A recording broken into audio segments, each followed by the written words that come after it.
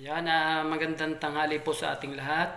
Unang-una po, magpapasalamat po ako sa ating Ama, sa ating Panginoon, na lagi pong nakasuporta po sa atin, nagbibigay po sa atin ng mga biyaya, buhay at lakas.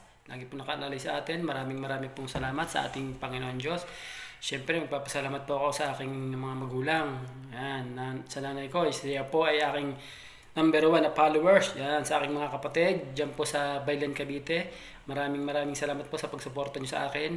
And syempre sa inyo pong lahat, sa mga solid supporters, followers, non-followers, viewers, maraming salamat po sa inyo dahil ngayon po, na-hit ko na po ang aking 10k page followers dahil po yan sa tulong nyo sa akin.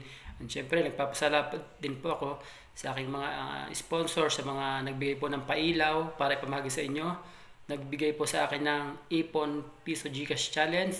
Yun po ay ipamimigay ko na rin po sa inyo.